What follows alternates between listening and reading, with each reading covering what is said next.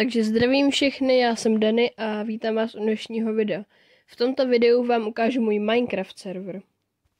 Jako první budovu vám ukážu tenhle ten panelák, který je takhle i v realitě. Takže jdeme tam.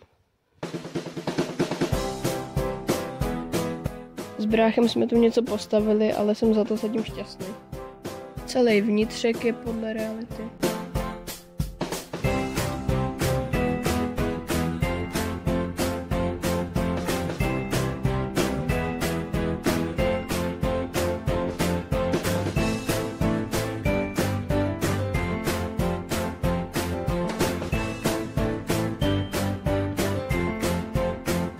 A dokonce i to, že má 5 pater.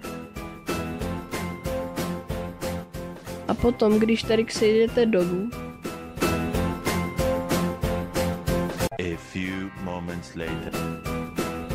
tak tady před domem uvidíte takovou bílou budovu.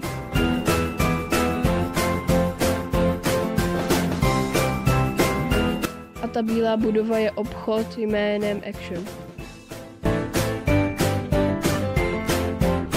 Tady mám shulker boxy a to jsou jakože regály.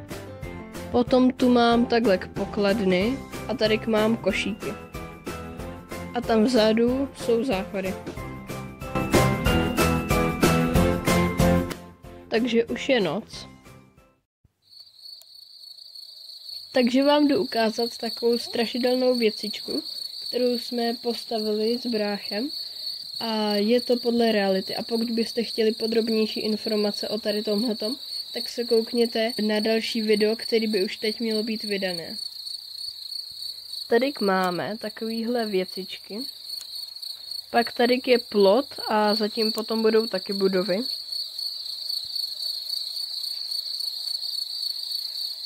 Potom je tady konec cesty.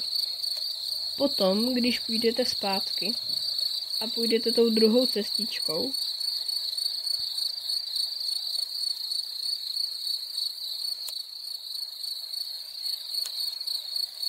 tak dojdete k téhleté studně, u které jsme viděli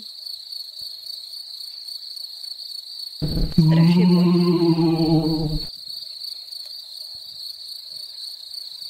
Potom jsme tamhle do okna postavili černou postavu, která tam být nemá, ale mě to přišlo zajímavý.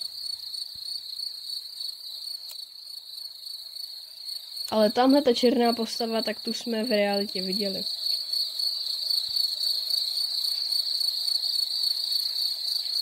Potom jsme tu postavili okolo paneláku choníček, který tam taky v realitě je.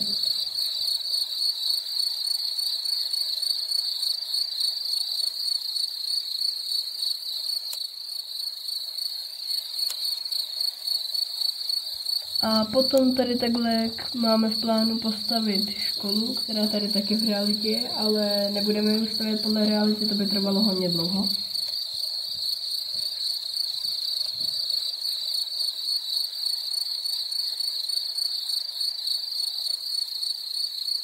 A potom tady vedle školy postavíme náměstí. Takže to je asi všechno. Pokud byste se chtěli dívat, jak dál staví město, tak nezapomeňte dát like a odběr a u dalšího videa čau.